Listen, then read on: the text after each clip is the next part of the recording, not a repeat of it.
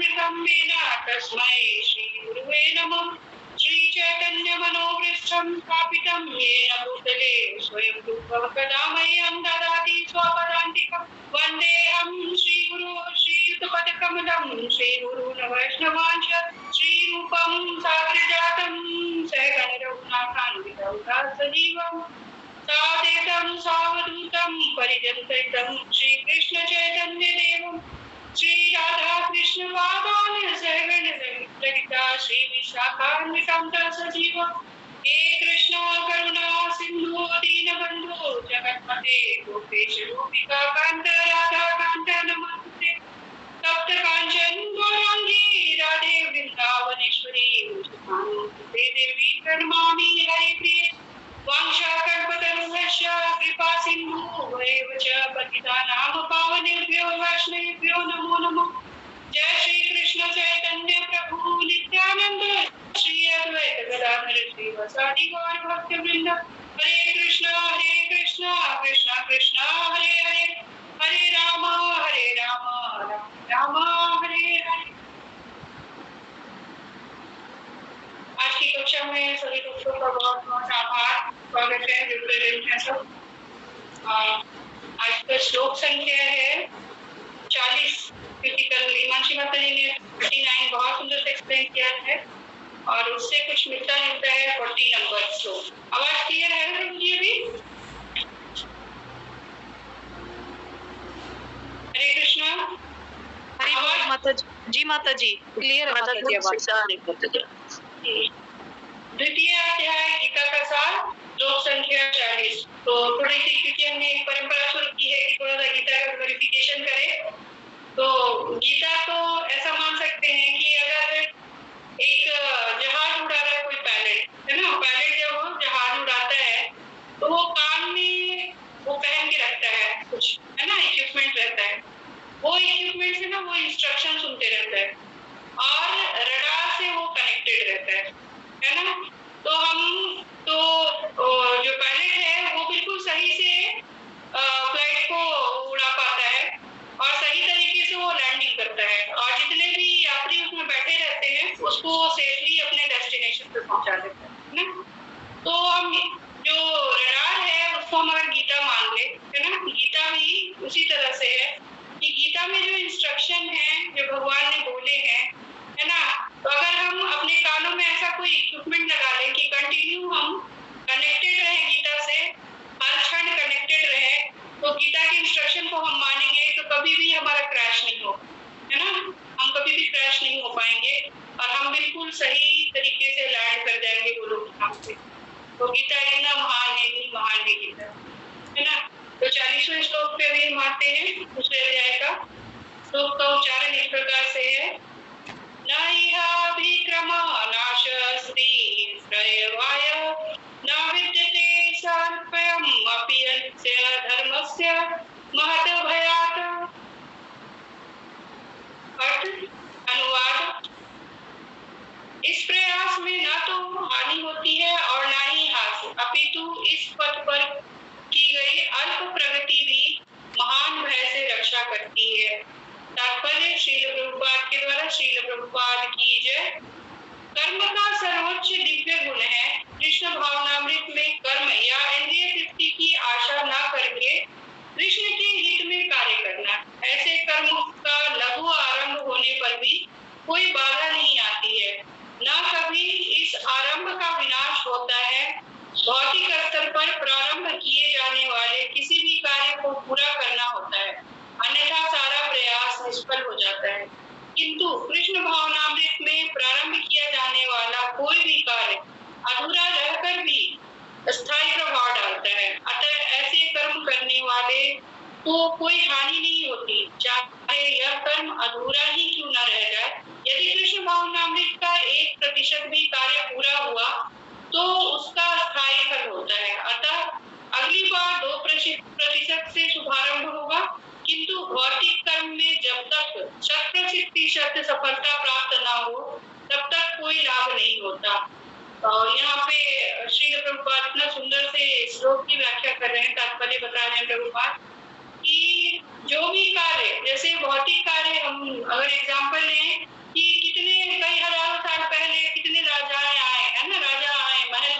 बहुत बड़े बड़े, है ना, विशाल स्ट्रक्चर बनाया है, लेकिन आज वो हमें नहीं दिखते हैं, है ना।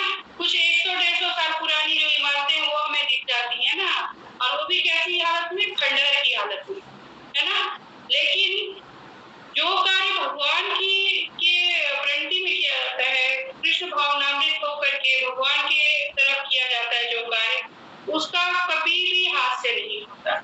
मतलब क्या कि आज हम जब भगवत गीता हम पढ़ रहे हैं तो इससे हम ये समझ सकते हैं कि हमने पिछले जन्म में हमने कृष्ण भावनामृत से हम जुड़े हुए थे, और इसका यही आज ये रिजल्ट है कि हम भगवत गीता पढ़ रहे हैं, कि हमने हो सकता हमने 1% कार्य किया होगा कृष्ण भावनामृत की तरफ, और आज फिर हम 2% से स्टार्ट कर लिए हैं, और आशा करती हूँ कि इस जीवन में हम इसको 100% करने का प्रयास करें, कम से कम 99% तो कर लें, तो 1% जो होगा अगर अगला जन्म हुआ भी तो बहुत थोड़े समय में निकल जाएगा और हम स्थायी रूप से गोलोक धाम में स्थान पा लेंगे, है ना। तो हम सारे भक्त जो है ना, जितने भी भक्त आज इस क्लास में हैं, जो जुड़े हुए हैं भगवत गीता से, पढ़ रहे हैं, क्लास कर रहे हैं, वो सारे के सारे क्या, उन लोगों ने पिछले जन्म में वो भगवान की सेवा कर चुके हैं, कृष्ण भावनामृत से वो ओतप्रोत थे, तभी ये क्लास मिला है हमें और भक्तों का संग मिला है, इसे हम मान सकते हैं ना। क्योंकि कृष्ण भावनामृत में किया गया कार्य जो है वो कभी भी निष्फल नहीं होता, और अगले जन्म में जहाँ पर छोड़ा था वहीं से स्टार्टिंग होती है। जैसे कि हम देखते हैं कि कोई किसी का जन्म अगर बहुत ऊंची कुलीन परिवार में हुआ है ना, धनाढ्य घर में हुआ है, या ऐसे घर में हुआ है जहाँ पे रोज भागवतम और भगवत गीता का पाठ होता है ना। तो मतलब क्या कि वो जो बालक जिसका जन्म उस घर में हुआ है वो भगवान से जुड़ा हुआ था, उसने पहले भी भगवत गीता का पाठ किया था, तो आज फिर से उसका जन्म उसी घर में हुआ जहाँ पे भगवत गीता का पाठ हो रहा है और वो सुन रहा है ना। तो इसको हम ये मान सकते हैं। इसीलिए कृष्ण भावनामृत में किया गया कोई भी कार्य निष्फल नहीं होता, उसका कोई क्षय नहीं होता, उसकी कोई हानि नहीं होती। मतलब भक्ति की हानि कभी हो ही नहीं सकती। अगर हम थोड़ा भी भक्ति करते हैं ना तो वो उसका लाभ हमें मिलना ही मिलना है, इस जीवन में भी और अगर अगला जन्म होता है तो उसमें भी, है ना। इससे हम बिल्कुल क्लियरली प्रभुपाद जी ने बता दिया है, तो हम इसे ये समझ सकते हैं। भगवान ने इस श्लोक में जैसे पिछले श्लोक में सांख्य योग के बारे में बताया था, फिर कर्म योग के बारे में बताया है ना। और भगवत गीता के प्रारंभ से ही द्वितीय अध्याय से भी इसे ही समझ सकते हैं कि भगवान ने पहले क्या किया, अर्जुन को कि संदेश दिया, है ना, संदेश। फिर क्या दिया कि अब संदेश नहीं मान रहे हो भाई, तो फिर तुमको मैं क्या दूंगा, उपदेश दे रहा हूँ, है ना। कि सांख्य योग में बताया उपदेश दिया ना भगवान ने, उपदेश भी नहीं मान रहे हैं, क्योंकि क्या होता है मनुष्य जो है वो कहता है मूर्ख है ना। तो ऐसे अर्जुन को तो मूर्ख नहीं बोल सकते हम, लेकिन वो भी हमें रिप्रेजेंट कर रहा है। वो कुरुक्षेत्र में किसे रिप्रेजेंट कर रहा है, हमें, हम जैसे मूर्खों को रिप्रेजेंट कर रहा है। इसलिए भगवान ने पहले संदेश दिया, फिर उपदेश दिया भगवान ने, और उससे भी नहीं समझ आया तो भगवान ने क्या बोला, अब तुम ऐसे नहीं मानोगे, तो आदेश दिया, है ना। और क्या, बिल्कुल आदेश कैसे, एक गुरु बन करके, शिक्षक बन करके आदेश दिया। तो जब गुरु बन गए भगवान तो गुरु के आदेश को तो मानना ही मानना है ना। तो अर्जुन भी तब गुरु के आदेश को मानते हैं। इसीलिए क्या कह रहे भगवान कि जैसे कि हम ये भी एक एग्जाम्पल ले सकते हैं कि एक बच्चा है बहुत शरारती है, तो माँ क्या बोलती है ना, बच्चा शरारती है तो माँ क्या बोलती है, पहले उसको समझाती है कि ऐसा मत करो ऐसा मत करो, फिर भी वो नहीं मानता, क्या कहती है कि ऐसा करोगे तुम ना, यहाँ भागोगे नहीं, दौड़ोगे नहीं, कूदोगे नहीं, तो मैं तुमको टॉफी दूंगी। फिर भी बच्चा नहीं मानता है तो क्या करती है माँ, डराती है उसको, है ना, कि रस्सी से बांध दूंगी, है ना। जैसे भगवान जब छोटे थे, बालक थे भगवान, तो भगवान भी तो बचपन था तो शैतानियां तो करते ही थे। तो यशोदा माता कैसे करती है, भगवान को पहले तो बहलाती है ना, फिर क्या करती है, उनको फिर भी नहीं मान रहे तो रस्सी से बांधने की का प्रयास किया ना, उनको डराती है कि मैं तुमको बांध दूंगी, है ना, कान्हा।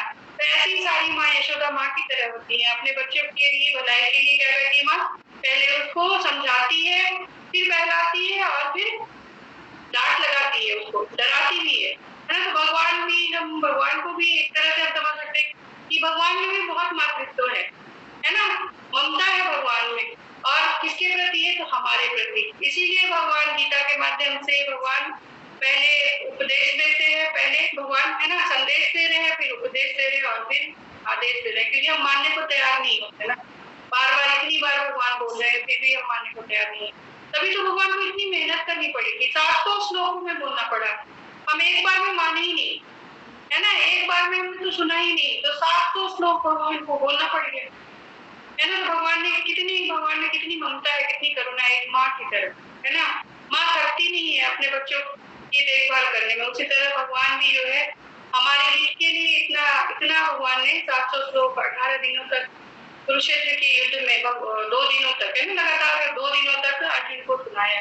तो अर्जुन को ना सुना करके भगवान ने हमें सुनाया गीता का श्लोक, है ना। तो इस श्लोक में भगवान क्या बोल रहे हैं कि इसमें ये है कि बुद्धि, है ना, बुद्धि की बात कर रहे हैं भगवान, बुद्धि की बात कर रहे हैं। और बुद्धि भी कैसा, तो बुद्धि योग की बात कर रहे हैं, कर्म योग और बुद्धि योग दोनों साथ साथ ही चल रहे हैं। थोड़ा और पढ़ लेते फिर और क्लियर हो जाएगा।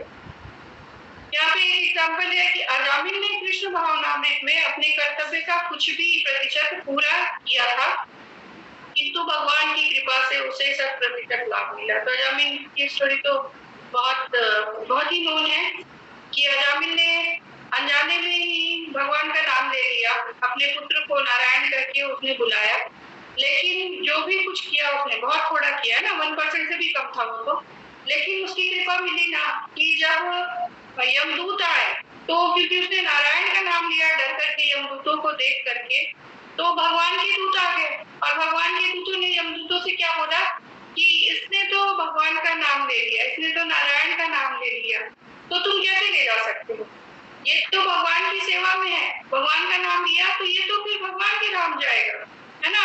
लेकिन तब यमदूत जो है वो चले जाते हैं और विष्णु दूत जो है वो उसे शिक्षा दे करके जाते हैं कि तुम इस बार तो तुम बच गए, लेकिन अगली बार नहीं बचोगे अगर पाप करोगे तो, है ना। तो फिर उसकी बुद्धि खुल जाती है और फिर वो हरिद्वार में जाकर के फिर से भक्ति में लग जाता है। क्यों लग पाता है भक्ति में, क्योंकि उसने बचपन से ही, वो तो ब्राह्मण परिवार में जन्म लिया था, उसने भगवान की भक्ति देखी थी, सीखी थी, है ना। लेकिन समय का ऐसा कुप्रभाव उसके ऊपर पड़ा कि वो गलत संगति में पड़ गए। तो संगति, यहाँ पे अजामिल की एग्जाम्पल से हम समझ सकते हैं कि संगति का प्रभाव कितना ज्यादा हमारे जीवन पे होता है। अगर हम जैसे कि युधिष्ठिर महाराज जब युद्ध खत्म हो जाता है ना, तो वो स्वर्ग के रास्ते भगवान के धाम जब जा रहे हैं स्वर्ग के रास्ते, तो वहां पे देखते हैं युधिष्ठिर महाराज की दुर्योधन भी राजगद्दी पे बैठा हुआ है और उसके आसपास बहुत सारे सेवक हैं। तो युधिष्ठिर महाराज बहुत कुपित होते हैं, गुस्सा होते हैं कि इतना, ये तो पापी है, इसको क्यों स्वर्ग में स्थान मिला, वो भी इतनी सुविधाएं मिल रही हैं। तो नारद जी हंसते हुए बोलते हैं कि जब ये यहाँ स्वर्ग आया तो भौतिक शरीर को छोड़ दिया, भौतिक शरीर को छोड़ दिया तो भौतिक कर्मश को भी इसने छोड़ दिया, इसीलिए इसे यहाँ पे स्वर्ग में स्थान मिला है ना।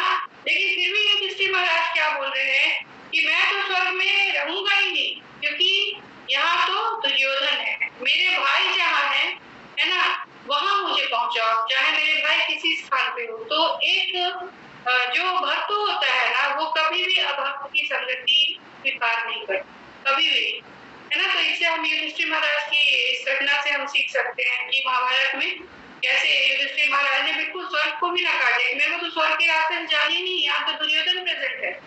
तो हमें भी ऐसा ही होना चाहिए, जहाँ पे अभक्त हो ना, उनकी संगति नहीं करनी चाहिए। लेकिन फिर भी क्योंकि हम इस भौतिक जगत में इतने ज्यादा लिप्त हैं कि हमारे आसपास अभक्तों का तो जमावड़ा है ना, लेकिन उनसे प्रभावित नहीं होना, है ना, उनको फॉलो नहीं करना। सुननी है सबकी, लेकिन सुननी है सबकी, लेकिन करनी है किसकी, जो भक्त ने बोला है, जो गुरु ने बोला है ना, उसको ही फॉलो करना है। क्योंकि चारों तरफ से कितने, अभी भी हम जैसे भगवद गीता पढ़ते हैं, सुबह उठते हैं, तो सब क्या बोलते, क्या करती हो तुम, है ना, सारा दिन बस वो कभी भगवद गीता की बात करना, जब मिलो तो तुम बोलते गीता की बात करते हो और कोई बात नहीं है तुम्हारे पास, है ना। तो अपने ऊपर ना वो प्रभाव नहीं डालने देना है। जैसे कि वो सियार वाली कहानी याद होगी सबको कि सियार जो था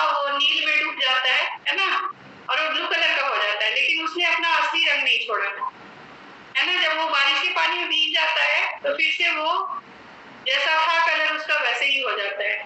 तो जो भक्त होते हैं उनको भी अपना असली रंग नहीं छोड़ना है ना, भक्तों का असली रंग जो होता है वो नहीं छोड़ना है। भक्तों के बीच में बहुत शो भी नहीं करना है और उनसे प्रभावित भी नहीं होना है, उनके रंग में नहीं रंगना है ना। तो ये हम युधिष्ठिर महाराज से सीख सकते हैं। और आगे पढ़ते हैं श्रीमद् भागवतम में 1.5.17 का एक अत्यंत सुंदर श्लोक आया है। त्वकत्वा स्वधर्म शरणाम्बुज हरे भजनाप योच पते तत्तो यदि यत्र च वा भद्र स्मृतम् मुष्य ईको वा पाठ अत्पतो भजताम स्वधर्मता। यदि कोई अपना धर्म छोड़कर कृष्ण भावनामृत में काम करता है और फिर काम पूरा न होने के कारण नीचे गिर जाता है तो उसमें उसका क्या हानि। और यदि कोई अपने भौतिक कार्य को पूरा करता है तो इससे उसको क्या लाभ होगा, है ना। तो बहुत क्लियरली डिफरेंशिएट कर दिया है प्रभुपाद जी ने कि अगर कोई अपना धर्म मतलब छोड़ करके कृष्ण भावनामृत में अगर लग जाता है तो जो उसका भौतिक कार्य पूरा नहीं हुआ उससे कोई हानि नहीं होने वाली, है ना। कृष्ण भावनामृत में अगर कोई लग जा रहा है और भौतिक कार्य जो है भौतिक कार्य में क्या भौतिक कार्य तो कर ही रहे हम, लेकिन लिप्त क्यों नहीं होता भौतिक कार्य में, कृष्ण भावनामृत में लग जाता है तो वो नीचे नहीं गिरता और भौतिक कार्य को जो पूरा करता है ना, और कृष्ण भावनामृत में नहीं डूबता, कृष्ण की तरफ मुड़ता नहीं है, भौतिक कार्य ही केवल करता जाता है, खूब धन कमाता है, खूब शोहरत कमाता है, खूब नाम कमाता है ना, नेता बन जाता है, तो उसको क्या लाभ होगा। इस जन्म में तो वो नेता बन गया, अगले जन्म में पता नहीं मक्खी बन जाए, कुत्ता बन जाए, है ना, उससे तो लाभ नहीं है। लेकिन जो कृष्ण भावनामृत से ओतप्रोत हो गया उसका अगला जन्म तो सुधर ही जाना है ना। इस जन्म में मेहनत कर लेगा, अगले जन्म में तो सुधार हो ही जाना है। तो यही बात बताया प्रभुपाद जी ने। अथवा जैसा कि ईसाई कहते हैं यदि कोई अपनी शाश्वत आत्मा को खोकर संपूर्ण जगत को पा ले तो मनुष्य को इससे क्या लाभ होगा, है ना। आत्मा को खो करके अगर हमने अपनी आत्मा की हत्या कर दी, है ना, और इस जगत के हम राजा बन जाए तो उसे कोई लाभ नहीं है, क्योंकि ये जगत क्या है, ये तो विनाश होने वाला है, इसका तो विनाश हो जाएगा, है ना। तो जो अविनाशी है उसका ना ध्यान रख करके जो विनाशशील है उसका हम ध्यान करते हैं, उससे कोई लाभ नहीं है ना। तो इस मनुष्य जीवन का क्या लक्ष्य होना चाहिए कि किसी भी प्रकार से, है ना, थोड़ा ज्यादा जैसे भी हो कृष्ण भावनामृत तो में होना ही होना पड़ेगा, है ना, कृष्ण की तरफ मुड़ना ही मुड़ना पड़ेगा, नहीं तो हमारा अगला जन्म जो है वो मतलब यही जन्म बेकार हो जाए तो अगले की तो बात ही नहीं कुछ कह सकते, अगला जन्म तो बेकार हो ही जाना है। इसीलिए थोड़ा ना थोड़ा कृष्ण भावनामृत पर जरूर से ही होना चाहिए, है ना। भौतिक कार्य तथा उसके फल शरीर के साथ साथ ही समाप्त हो जाते हैं, किंतु कृष्ण भावनामृत में किया गया कार्य मनुष्य को इस शरीर के विनष्ट होने पर भी पुनः कृष्ण भावनामृत तक ले जाता है। कम से कम इतना तो निश्चित है कि अगले जन्म में उसे सुसंस्कृत ब्राह्मण परिवार में या धर्म मानी कुल में मनुष्य का शरीर प्राप्त हो सकेगा, जिससे उसे भविष्य के ऊपर उठने का अवसर प्राप्त हो सकेगा। कृष्ण भावनामृत में संपन्न कार्य का यही अनुपम गुण है। बहुत सिंपल वर्ड में प्रभुपाद जी ने बता दिया। प्रभुपाद की जय। थोड़ा सा और प्रकाश चाहते हैं इस श्लोक पे, है ना, कि भगवान ने यहाँ पे क्या बोला है कि बुद्धि योग की बात की है ना, जो है ना कि बुद्धि योग कर्म जो बुद्धि से किया जाए, है ना, तो बुद्धि से कर्म किया जाने वाला कार्य कौन सा है, कृष्ण भावनामृत कार्य, है ना, बुद्धि से जो कार्य हम कर रहे हैं। और अगर एक मान लो कि एक आलसी व्यक्ति है ना, आजकल तो ये ट्रेंड है ना, सब क्या बोलते हैं कि सारा दिन तो हम कहते ही भगवान का नाम लेते ही रहते हैं और जो भगवान हरि कृपा सब चीज क्या कहते हैं, हरि कृपा पे सब चीज आश्रित है ना, जो भगवान कर दे बस वही है, जो भगवान चाहे वही है ना, ये ऐसा आलसी लोग ये कहते हैं। लेकिन भगवान क्या बोल रहे हैं और आलसी लोग क्या बोलते हैं कि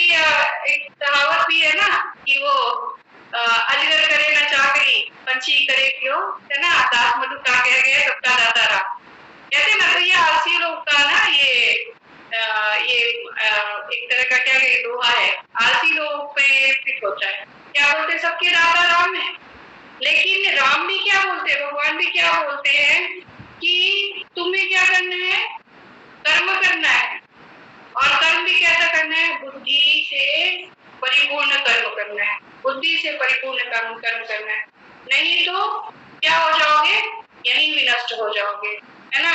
और जो क्योंकि बुद्धि के कर्म जो बुद्धि योग से किया गया कार्य जो होता है ना, उसका कोई साइड इफेक्ट नहीं होता। जैसे हम कह रहे हैं कि आयुर्वेदिक दवाइयां होती हैं, उसका कोई साइड इफेक्ट नहीं होता, है ना। और एलोपैथिक दवाइयों का साइड इफेक्ट बहुत ज्यादा है। तो इसीलिए हम कह सकते हैं कि जो वही कर्म करे जिसका कोई साइड इफेक्ट नहीं है। तो कृष्ण भावनामृत में किया गया कार्य जो है ना, उसका कोई साइड इफेक्ट नहीं है। मतलब कोई मतलब कहीं से भी कोई कुछ भी हमारा बुरा हो ही नहीं सकता, कुछ भी नहीं हो सकता, है ना। और जैसे कि और भी योग के बारे में भगवान ने बताया था पहले, है ना, कि बुद्धि योग है, ज्ञान योग है ना, हठ योग, ज्ञान योग। तो ज्ञान योग जो है ना, वो क्या करेगा, हमारे अंदर वो अहंकार भरता है ना। ज्ञान योग हमारे अंदर अहंकार भरता है, उससे व्यक्ति क्या हो जाता है, अहंकारी हो जाता है। तो हमें ज्ञान योग अच्छा है, उससे हमें ज्ञान मिलेगा, है ना, हमें आध्यात्मिक ज्ञान मिलेगा। लेकिन उस ज्ञान से हम अहंकारी अगर बन जाएंगे तो हम कृष्ण भावनामृत नहीं कहे जाएंगे, चाहे आप कृष्ण की सारी हिस्ट्री जानते हो। लेकिन अगर आप में विनम्रता नहीं है तो वो कृष्ण भावनामृत नहीं कहा जाएगा। कृष्ण भावनामृत क्या है ना, तो भगवान क्या बोलते हैं, कर्म तो करो, लेकिन कौन सा कर्म करो और कैसे कर्म करो, है ना, कौन सा कर्म करो और कैसे कर्म करो। तो अगर हम बोले कि कृष्ण भावनामृत कर्म ही केवल करना है और भौतिक कार्य नहीं करने, भौतिक कार्य में नहीं लिप्त होना है, तो ऐसा पॉसिबल है क्या। अभी के अगर आज के कॉन्टेक्स्ट में हम देखें तो भौतिक कार्य में लिप्त तो होना ही होना पड़ेगा ना। जैसे कि एक स्टूडेंट है, उसे तो स्कूल जाना ही है, उसे पढ़ाई करनी है ना। जैसे हम भी हैं तो अपना रोजी रोटी तो कहीं ना कहीं से हम जुगाड़ करते रहते हैं ना, कुछ कार्य करते हैं ना, ऑफिस जा रहे हैं, बहुत सारे घर के कार्य हैं, आस पड़ोसों से हमें डीलिंग करनी पड़ती है। लेकिन वो कर्म जो है वो कैसे करना है ना, भौतिक कार्य तो हम कर रहे हैं, लेकिन उसमें क्या करना है, कृष्ण को सेंटर में रखना है। जो भी कार्य करें उसमें कृष्ण को सेंटर में रखना है, तभी उसे हम कह सकते हैं कि वो जो कर्म होगा वो बुद्धि योगी कर्म होगा, है ना। जैसे कि अगर कोई धन कमा रहा है तो क्या करना है, उस धन का थोड़ा सा पार्ट क्या करना है, भगवान की सेवा में लगानी है। इसलिए ऐसे बोलना है कि मैं धन कमाऊं और भगवान के लिए धन कमा रहा हूं, है ना।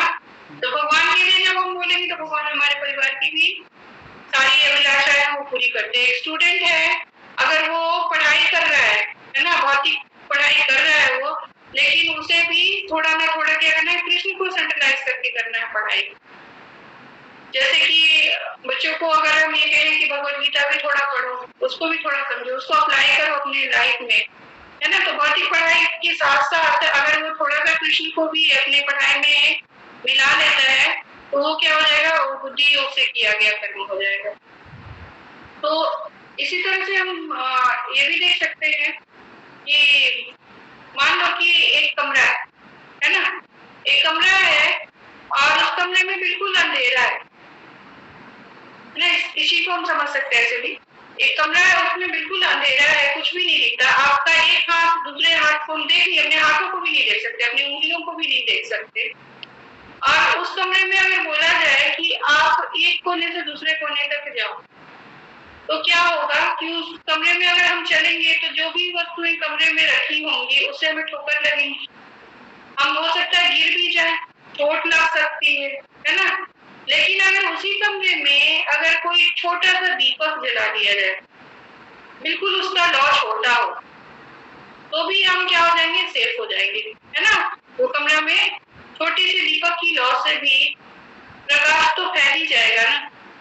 तो इसीलिए हम कह सकते हैं कि भगवत गीता का अगर थोड़ा सा भी अनुसरण करें तो हम अपने जीवन में कभी ठोकर नहीं खाएंगे, कभी भी ठोकर नहीं खाएंगे, हम संभल के इस जीवन को भी पार कर जाएंगे, है ना। तो इसीलिए भगवत गीता की दीपक जो है उसे अपने जीवन में जलाना ही पड़ेगा, भले उसकी छोटी लौ हो या बड़ी हो, लेकिन जरूर से जरूर जलाना है।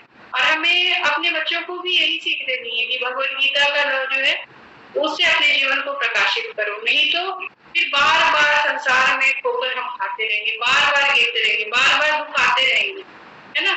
क्योंकि भगवत गीता हमें सिखाती है दुखों से कैसे पार कर सकते हैं, हमें शक्ति देती है ना गीता। भगवान हमें तो शक्ति देते हैं अपनी वाणी के द्वारा। तो हमें क्या करना है, शक्तिमान ने हमें थोड़ी शक्ति दी है अपनी वाणी के रूप में, तो उसे अपनाना पड़ेगा, तभी हम बच सकते हैं, है ना। और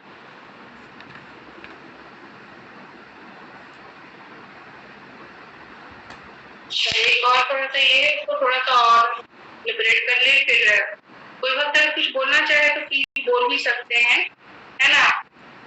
इसमें कुछ ऐड करना चाहे तो प्लीज ऐड करिए। मेरे को तो ऐसा ही लग रहा है कि और क्या इसमें जोड़ सकते हैं, प्लीज कोई जोड़ सकते तो जोड़िए।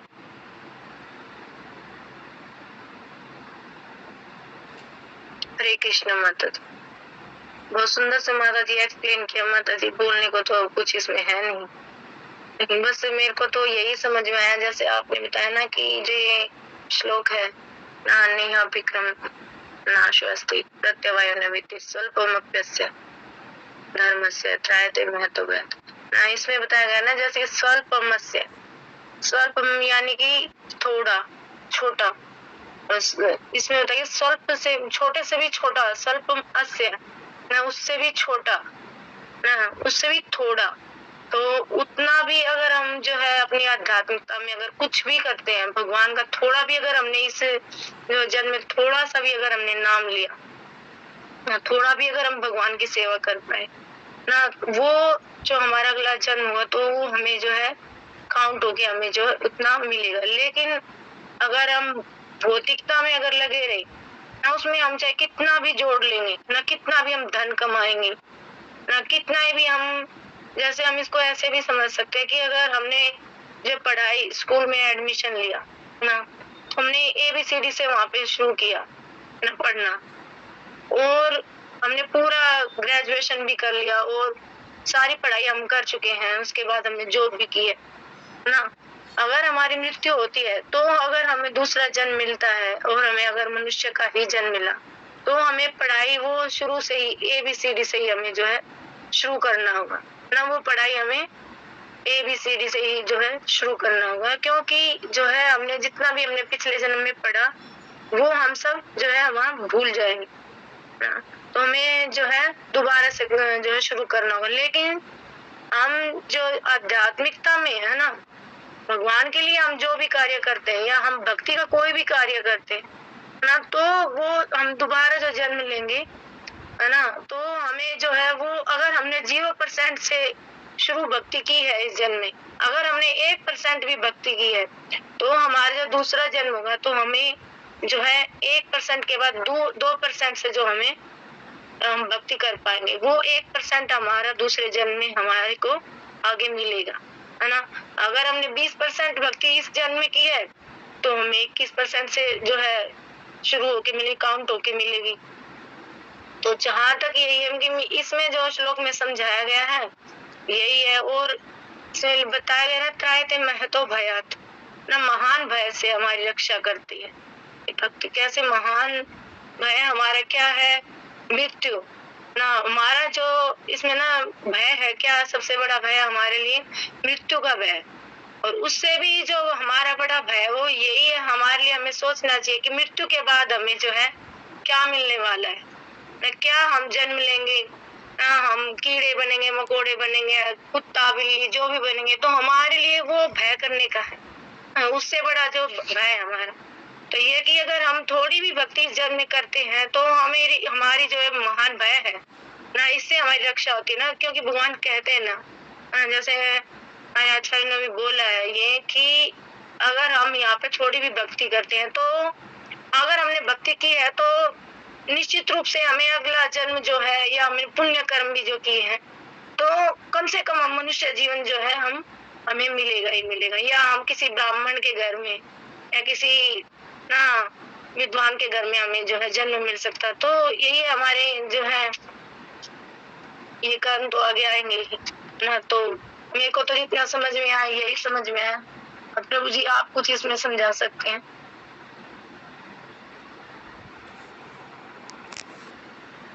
हरे कृष्णा माता जी, आपने इतना सुंदर उसका श्लोक का अर्थ बता दिया, और माता जी ने कितने एग्जाम्पल बताए हैं आज, है ना, कि भक्ति का प्रत्येक कार्य जो है वो क्या है, भगवान पाई पाई का हिसाब रख रहे हैं, भगवान उसका हिसाब रख रहे हैं बिल्कुल, कि तुम मुझे दे रहे हो तो मैं तुम्हें वापस करूँगा, और जिस भाव से ले रही हैं जैसा, वो कभी भी छीण नहीं होने वाला, तो वो क्या है, हमारे अकाउंट में ऐड हो रहा है।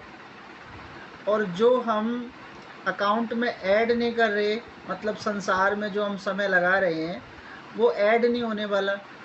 तो अब हमें अपने खुद विचार करना है कि हम कहाँ पे हैं, हम 24 घंटे में कहाँ पे ज़्यादा ऐड हो रहे हैं और कहाँ पे कम ऐड हो रहे हैं, है ना। तो जो ज़्यादा संसार में अगर आसक्ति रख रहे हैं तो वो जीरो हो जाएगा, है ना।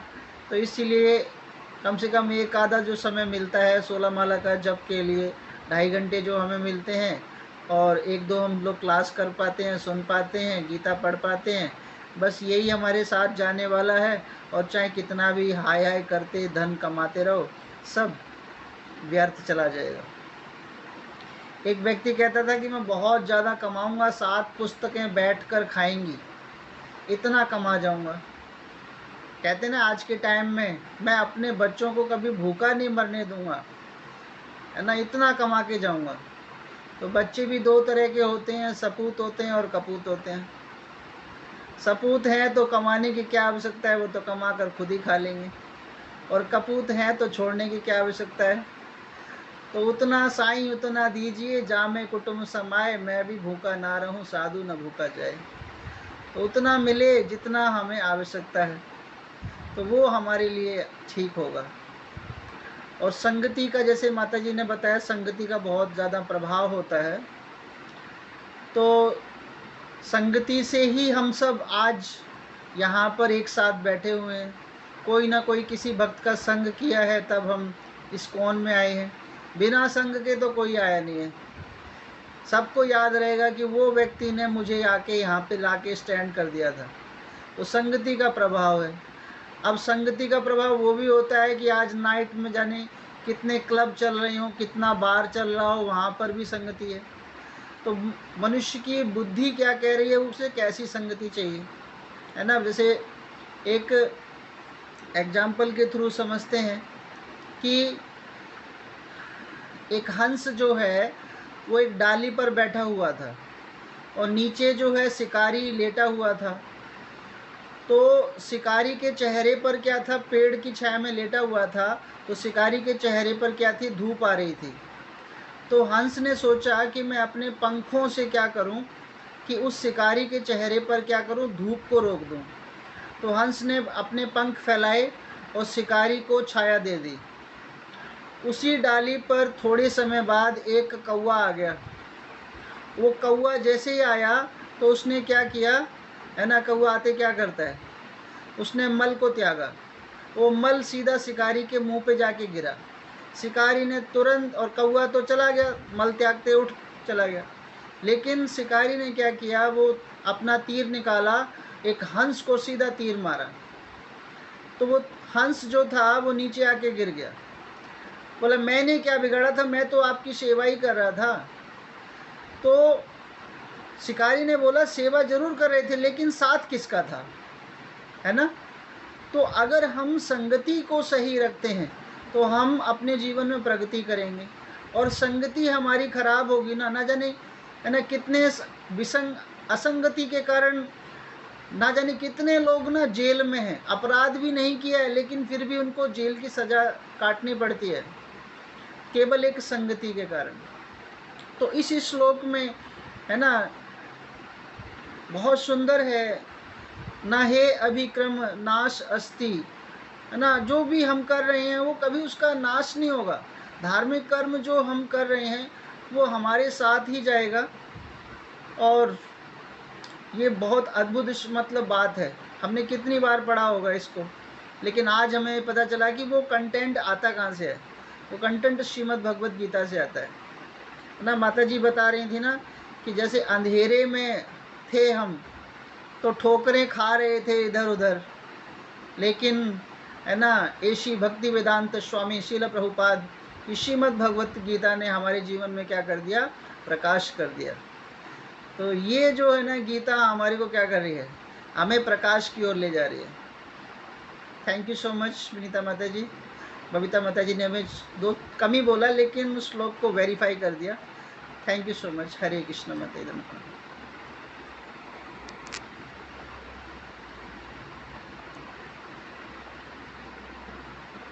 दूसरा श्लोक लेना है माता जी? समय बच रहा नहीं हो पाएगा माता जी, अभी नहीं हो पाएगा। तो इस श्लोक को और कोई भक्त करना चाहेगा? संगीता माता जी आप कुछ बताना चाहेंगे? हरे कृष्ण प्रभु जी, दंडवत प्रणाम। सभी भक्तों को दंडवत प्रणाम। विनीता माता जी ने इस श्लोक को बहुत सुंदर तरीके से समझाया, अच्छे एग्जाम्पल दिया। बबीता माता जी ने तो बहुत सुंदर से समझा दिया। जो एक शब्द था श्लोकमय यस्य, जिसका थोड़ा मतलब थोड़े से थोड़ा। तो प्रभु जी ये जो श्लोका था ना मुझे बहुत ज्यादा पसंद था। जब मैंने पहली बार भगवत गीता पढ़ी, वैसे तो भगवत गीता सारी ही बहुत सुंदर है, पर जब मैंने इसमें पढ़ा था ना कि हम जब थोड़ी सी भी भक्ति करते हैं ना तो इसका जो फल होता है ना इसी जन्म में खत्म नहीं होता, बल्कि अगले जन्म तक इसका फल हमारे साथ रहता है। तो मैं बार बार आगे इस बात को बताती थी कि भक्ति करने का हमें कितना फायदा है, लेकिन आज जो इसको डिटेल में जो सुनाया है ना वो वास्तव में बहुत अच्छा लगा कि जो भौतिक उन्नति है ना हमारे शरीर के साथ यही छूट जाएगी, परंतु जो भक्ति है वो तो आध्यात्मिक है। भगवान की आत्मा, जो हमारी आत्मा भगवान से जुड़ी हुई है, तो ये आध्यात्मिकता भी हमारे साथ ही जाएगी और अगले जन्म तक उसका असर रहेगा। और सबसे बड़ी बात है जो आज की कक्षा सवेरे कहते हैं, कुछ हम पढ़ते हैं ना तो रिलेट करता चला जाता है। तो सवेरे भी माता जी ने ये बात हमें बताई थी कि यदि हम एक माला भी ध्यान पूर्वक करते हैं ना तो इस एक माला करने से भी भगवान हमारी चेतना की रक्षा करेंगे।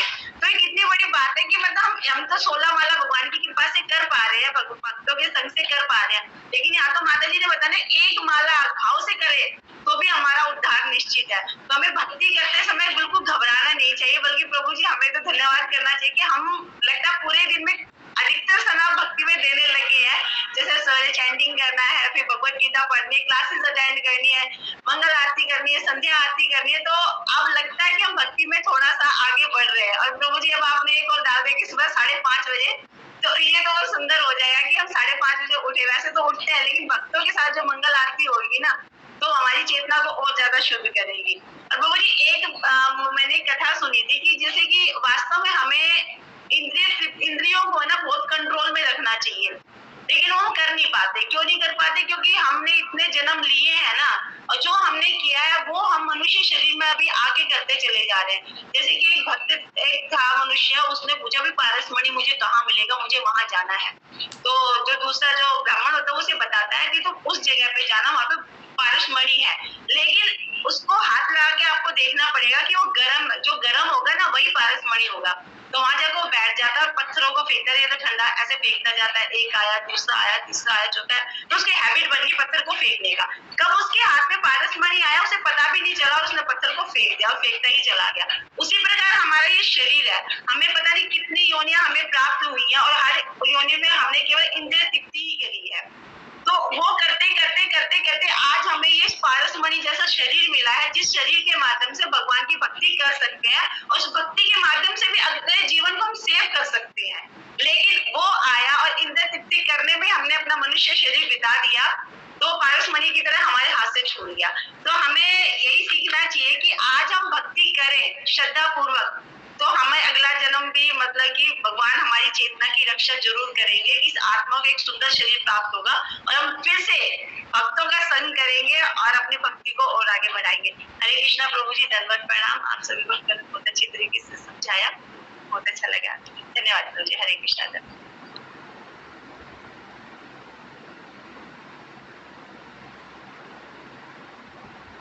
हरे कृष्ण माता जी, बहुत सुंदर से माता जी आपने बताया, और क्षमा चाहूँ मेरा थोड़ा सा लैप हो गया था। और बहुत सुंदर माता जी आपने बताया। मंजू माता जी, क्या आप माता जी इसमें कुछ ऐड ऑन करेगी?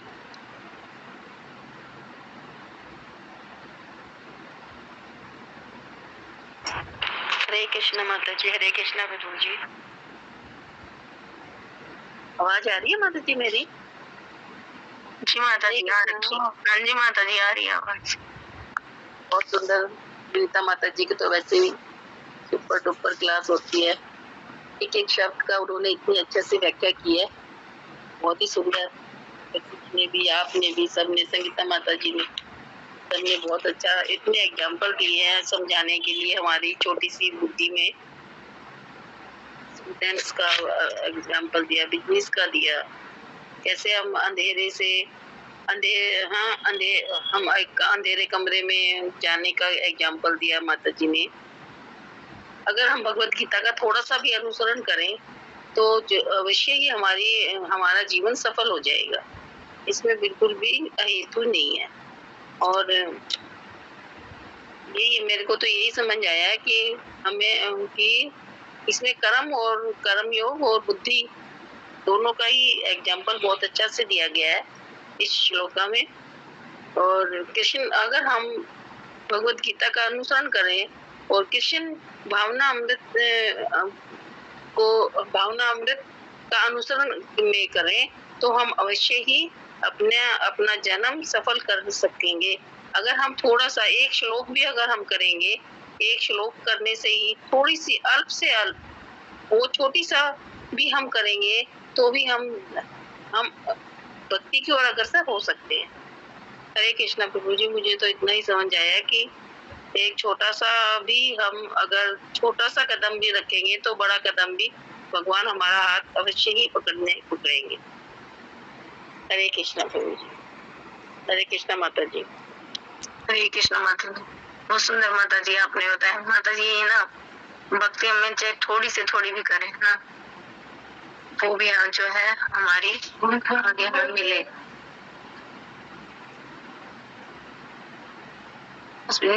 निशा माता जी आप कुछ बोलेंगे माता जी? हरे कृष्णा माता जी, सभी भक्तों के चरणों में दंडवत प्रणाम। माता जी, विनीता माता जी ने तो इतने अच्छे से एक्सप्लेन किया, इतने एग्जांपल्स दे के ना।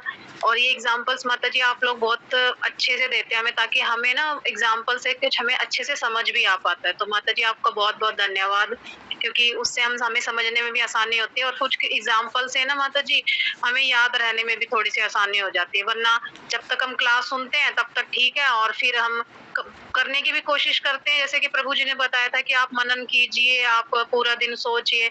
लेकिन क्या करें प्रभु जी, एक बार बस यहाँ तक रहते हैं तो ऐसा लगता है हम आध्यात्मिक जगत में आ गए, और जैसे ही छोड़ते हैं ना तो हम भौतिक संसार में ऐसे फंस जाते हैं ना कि हम वो ज्यादा मतलब भारी पड़ रहा है हमारे ऊपर वो इस टाइम पे।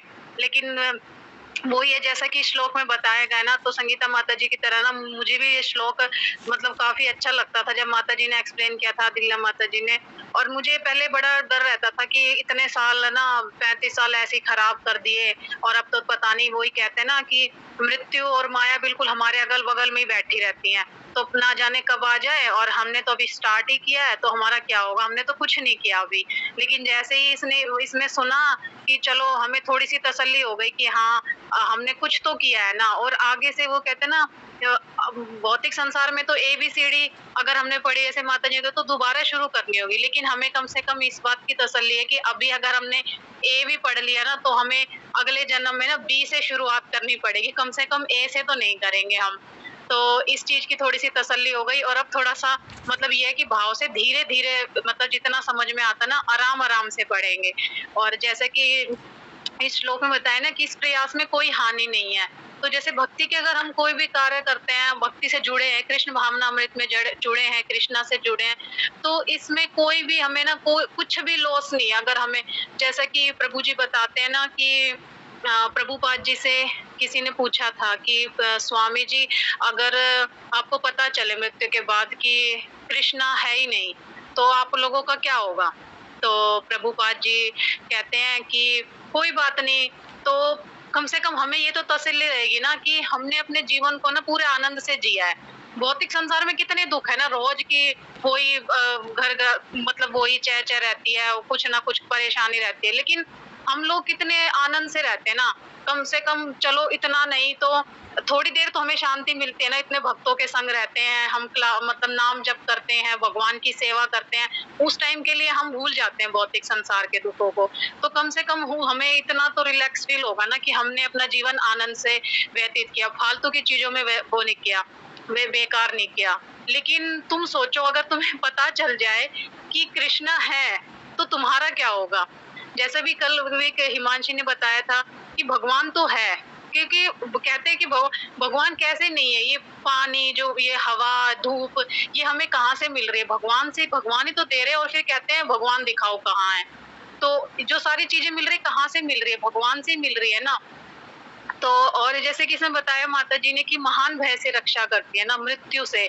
तो सब लोग जैसे आजकल तो क्या सिखा रहे हैं कि हमें अपना जीवन कैसे जीना है ये सिखाते हैं, लेकिन हमारा जो ये है ना कृष्ण भावनामृत जो संघ है, जो हमें कृष्ण इसमें कितने अच्छा बताते प्रभु जी कि हमें इसमें सिखाया जाता है कि हमें मृत्यु की तैयारी कैसे करनी है, कि हमें मरना कैसे है, हमें उसके लिए तैयार किया जाता है। तो सबसे अच्छी बात है ना हाँ, कि हम ऐसे संघ से जुड़े हैं कि जो हमें इस भौतिक संसार से नहीं जोड़ रहा दुखों से, कि हमें कैसे जीना है, तो हमें इसलिए जोड़ रहा है कि हमें लास्ट टाइम पे हमें मरना कैसे है हमें। तो हम तो बहुत भाग्यशाली हैं जो हम इस संघ से जुड़े हैं कि हम कुछ कर पाएंगे इसमें, और हमें इस जीवन की तो कोई चिंता है ही नहीं। वो ये ना कि जितना थोड़ा बहुत भी टाइम है ना, कम से कम वो तो हम अपने आनंद से जी रहे हैं, हम इन जो भौतिक संसार इस दुखालय के दुखों को भूल कर। बाद में तो फिर हमें घुसना ही है उसमें दुखों में, लेकिन थोड़ी देर के लिए तो कम से कम हम भक्तों के संग जब रह रहे हैं ना, तो हम बड़े आनंद से अपने जीवन को व्यतीत कर रहे हैं। और हमें तसल्ली है ना कि हमने चलो थोड़ी बहुत भक्ति की है ना, तो आगे हम जब करेंगे ना, भगवान हमें नेक्स्ट टाइम जो जन्म देंगे तो हम आगे से शुरुआत करेंगे हम उसका। तो सभी भक्तों को चरणों में दंडवत प्रणाम। धन्यवाद माता जी जो आपने इतने अच्छे से एक्सप्लेन किया। हरे कृष्णा। धन्यवाद माता जी, इतना सुंदर बोलने के लिए माता जी। इतना अच्छे से माता जी आपने ना प्रभुपाद का बताया ना, कि प्रभुपाद जैसे बताते हैं कि बाद का पता नहीं हमें कृष्ण प्राप्त होंगे या नहीं होंगे, लेकिन अभी तो हम आनंद से जो है भगवान का नाम भी ले रहे हैं ना, और आनंद से रह भी रहे हैं ना। कम से कम हम इस जन्म में कोई गलती तो नहीं कर रहे हैं। तो धन्यवाद माता जी, इतना सुंदर से जो आपने बताया। थैंक यू सो मच माता जी। हाँ, कृष्ण मुरारी प्रभु जी, आप कुछ प्रभु जी बोलेंगे? हरे कृष्णा माता जी, हरे कृष्णा प्रभु जी, सभी भक्तों को दंडवत प्रणाम। माता जी की क्लास बहुत अच्छी थी आज, उन्होंने बिल्कुल हर चीज क्लियर करके बताई। और मतलब उसके लिए जैसे अंधेरा है, मतलब अंधेरे को कैसे मतलब उसको रोशनी, मतलब एक चिंगारी ही मतलब जो रोशनी का मतलब वो रास्ता दिखाती है। मतलब हम मतलब चोट नहीं खाएंगे, कहने का मतलब ये है।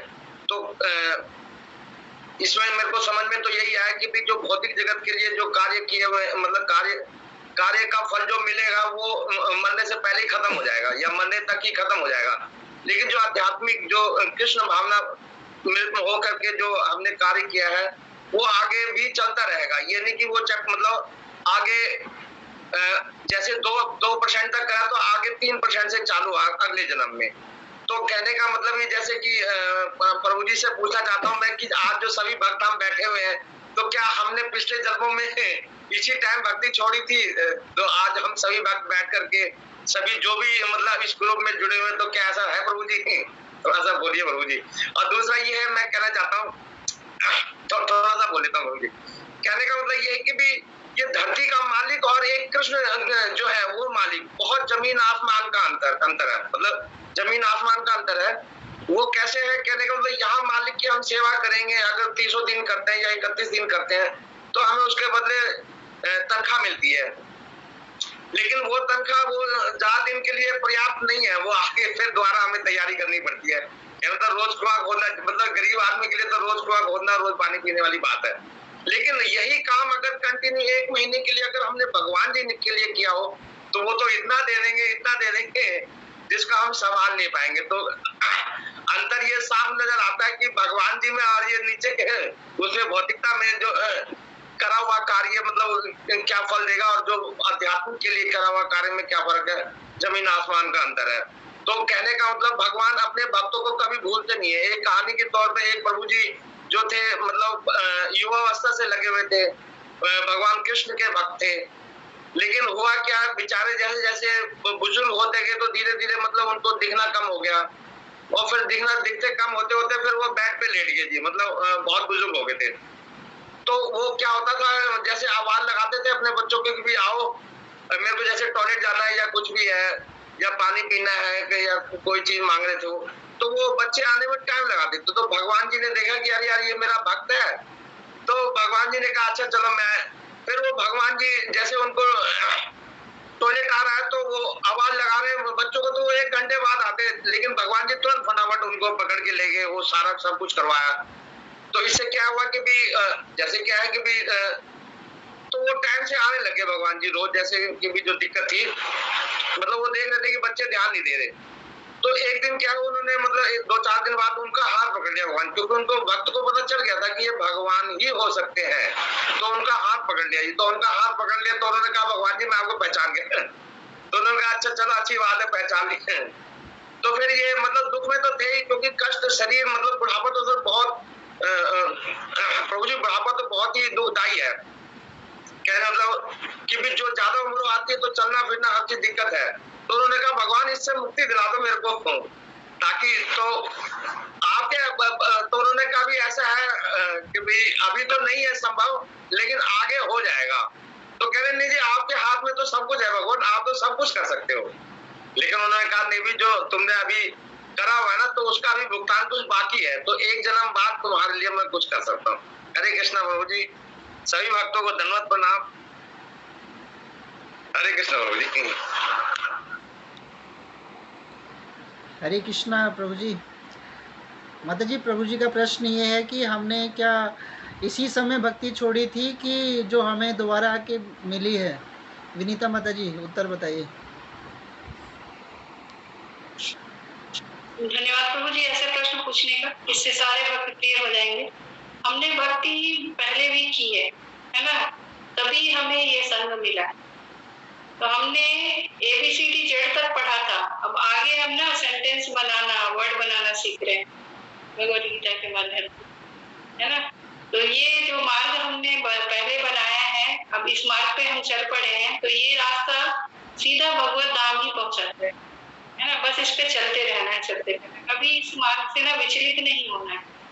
जैसे कि एक एग्जाम्पल हम देख सकते हैं कि हम तो भौतिक कार्य कर ही रहे हैं ना, भौतिक कार्य कर रहे हैं। एग्जाम्पल हम देख सकते हैं श्रील प्रभुपाद की, है ना। श्रील प्रभुपाद जब वो उनके गुरु ने जब बोला था कि आपकी अंग्रेजी बहुत अच्छी है, तो क्यों नहीं आप जाकर के विदेशों में कृष्ण का प्रचार करते हैं।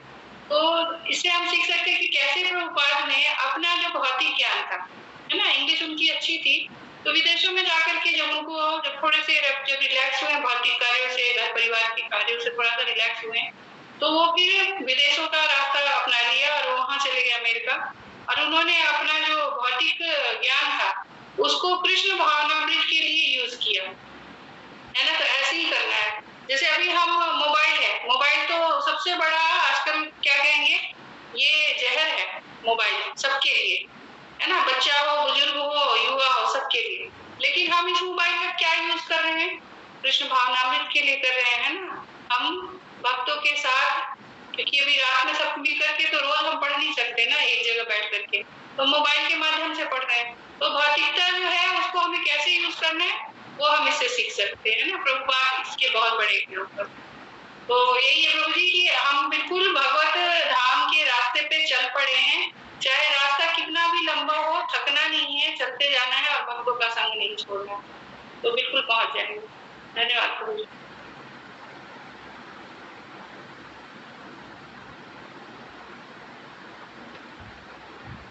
हरे कृष्णा माता जी, बहुत सुंदर माता जी आपने आंसर दिया। प्रभु जी क्या आप संतुष्ट हैं माता जी के आंसर से? आपको क्या अपने क्वेश्चन का आंसर मिला प्रभु जी? हाँ जी माता जी, समझ में आया माता जी। कहने का मतलब ये कि भी क्वेश्चन उठते रहते हैं दिमाग में कि जैसे अब मेरी बेटी है तो वो उसको अभी मिली भक्ति, मतलब इस उम्र में, अब मुझे मिली 48 साल की उम्र में, आज 51 की उम्र है मेरी, तो मैं 48 साल में तब मिली जब कहने मतलब हमें 31 दिसंबर 2021 को मिली, और वो भी 3 घंटे के लिए मिली हमें। और वो कहने मतलब उस दिन ऐसा था कि भी हम किसी अपने रिश्तेदार, जैसे मेरे वो जो मेरी वाइफ है उनके ब्रदर है, तो हम उनके घर पे गए, तो वो फिल्मी गाने चल रहे थे। तो जब सुना तो ऐसा लगा था जी कि भी वो मतलब कान ना बर्दाश्त नहीं कर पा रहे थे। मैंने कहा यार कहाँ भौतिकता में आके बैठ गए हम। तो फिर मैंने उनसे कहा यार बंद कर दो इसको, अच्छा नहीं लग रहा। तो वो कहने लगा 8 बजे हमने केक, जन्मदिन था उनकी बेटी का, तो केक काटा। तो उसके बाद फिर हम घर पे आए। अब घर पे आए तो वो हमने जैसे रविंद्र जैन जी के गाने सुनते थे, वो रविंद्र जैन जी के गाने सुने, तो उस टाइम है ना जैसे चालू किया तो 3 घंटे तक झूमते रहे। कहना तो बिल्कुल कमरे में अंधेरा है, 6 बंदे 7 बंदे, हम कोई नीचे बैठे तो नीचे बैठा हुआ है। 3 घंटे तक हमने कीर्तन किया, और बिल्कुल मतलब बयान नहीं कर सकता प्रभु जी। तो 31 दिसंबर 2021 को भोलेनाथ जी ने हमें ट्रांसफर कर दिया कृष्ण जी की तरफ। हरे कृष्णा माता जी, हरे कृष्णा प्रभु जी। हरे कृष्णा प्रभु जी। अब जो हिमांशी बिटिया है ना, उसने पिछले जन्म में बहुत ही प्रगाढ़ भक्ति करी है, और स्पेशली हम लोग जो, स्पेशली मैं इतना लेट जुड़ा हूँ और आप भी इतना लेट जुड़े हैं, तो हम लोगों ने पिछले जन्म में बहुत बड़े कांड करे हैं तो इसलिए हम लोग थोड़ा लेट जुड़े हैं, और वो शुद्ध भक्त है।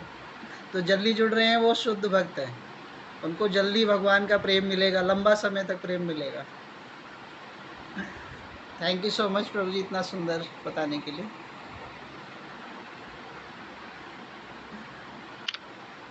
हरे कृष्णा प्रभु जी, धन्यवाद प्रभु जी।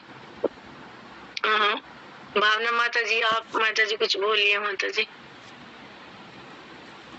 हरे कृष्णा माता जी, सभी भक्तों को दंडवत प्रणाम। आप सबने इतने सुंदर तरीके से बताया, मैं क्या ही बताऊं। आपने सबने इतने सुंदर तरीके से इस श्लोका को एक्सप्लेन किया है, अपने एक्सपीरियंसेस बताए हैं। तो बस मैं भी यही कहना चाहूंगी, इस श्लोका से मुझे भी यही समझ में आता है कि जैसे कहते हैं ना कि less investment and more return, यानी कि हम थोड़ा सा डालेंगे और हमें ज्यादा मिलेगा। वही चीज यहाँ पे अर्जुन को भगवान कह रहे हैं, कि हमें समझा रहे हैं कि अगर हम थोड़ी सी भी भक्ति करते हैं तो हमें उसका फल जरूर मिलेगा। लेकिन भगवान साथ में ये भी कह रहे हैं कि हमें किसी फल की इच्छा से भक्ति नहीं करनी है, हमें भगवान से प्रेम करना है। तो इसी चीज पे हमें काम भी करना है। अब जैसे कह रहे हैं ना कि इस कलयुग में हमारी छोटी सी आयु है। आजकल तो कहते हैं ना 70 साल, अब तो 70 साल भी नहीं 50 वर्ष की उम्र रह गई है, जिसमें 40 वर्ष तो यूं ही निकल गए हैं। अब देखा जाए तो सिर्फ 10 साल ही है हमारे पास, जिसमें हम थोड़ा बहुत कुछ कर सकते हैं। और ऐसा लगता है कि टाइम इतना कम है और इतना कुछ करना है। तो कहते हैं ना कि हम पूरे दिन में हम अपने लिए कितना टाइम इन्वेस्ट करते हैं। 1 घंटा जैसे हम थोड़ी मंगला आरती कर लेते हैं, या क्लासेस अटेंड कर लेते हैं, या थोड़ी बहुत बुक रीडिंग कर लेते हैं। तो पहले हम हम जैसे पूरे दिन काम में बिजी रहते थे, तो हम ये सोचते थे कि अपने लिए समय कैसे मिलेगा, कि हम थोड़ा सा मार्केट में घूम लें, या थोड़ा सा टीवी देख लें, या खुद को थोड़ा सा एंटरटेन कर लें। अब ये लालच रहता है कि हम खुद के लिए टाइम कैसे निकालें, कि हम थोड़ी सी भगवान की बुक्स पढ़ लें, या कोई कथा ही सुन लें। कई बार ऐसा होता है, इतना बिजी शेड्यूल होता है कि हम एक कथा भी नहीं सुन पाते प्रभुपाद जी की, या कोई भी प्रभु जी की, हम एक भी लेक्चर भी नहीं सुन पाते। तो वो दिन ऐसा जाता है कि अरे आज अपने लिए कुछ भी नहीं किया हमने।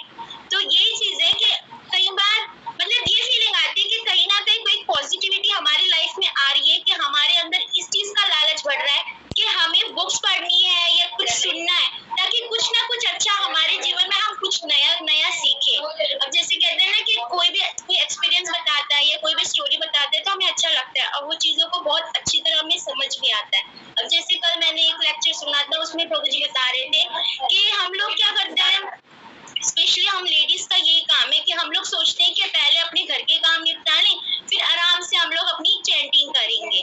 और लेकिन प्रभु जी यही बता रहे थे हमको कि ये उसी तरह हो गया कि जैसे शून्य है, कोई भी जो भी हमारी जो काम है वो एक शून्य है, और जो हमारी भक्ति है वो एक मतलब एक है, 1 है। तो अगर उस 1 को हम आगे लगा देते हैं तो बाकी जो काम है उनकी वैल्यूज भी बढ़ जाएगी, और उनको करने में हमें मजा भी आएगा। लेकिन जो हम पहले अपने जो काम है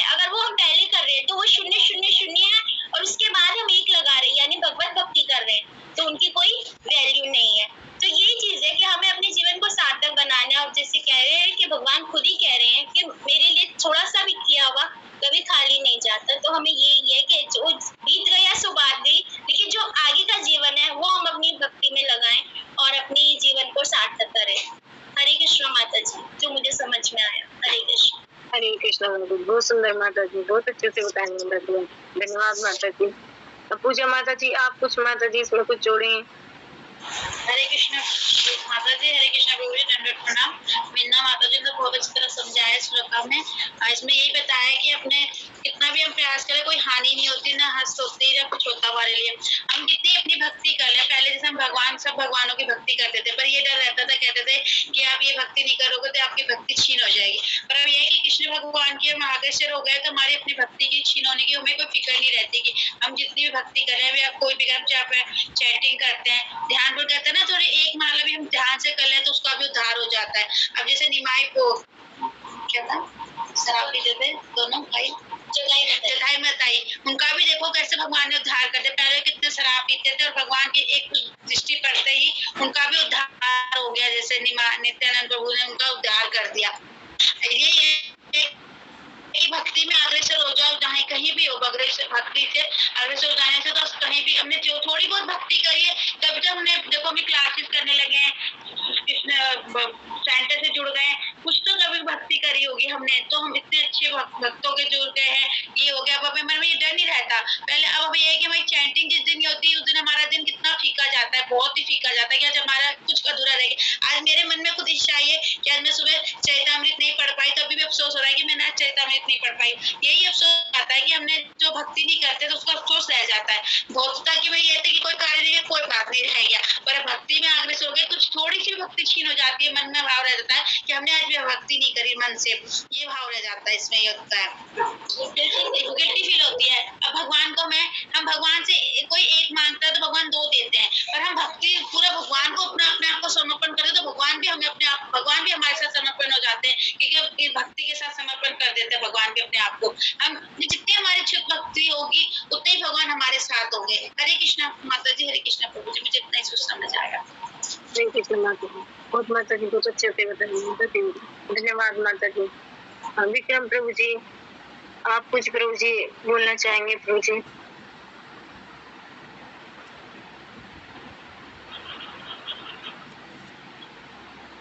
अच्छा माता जी,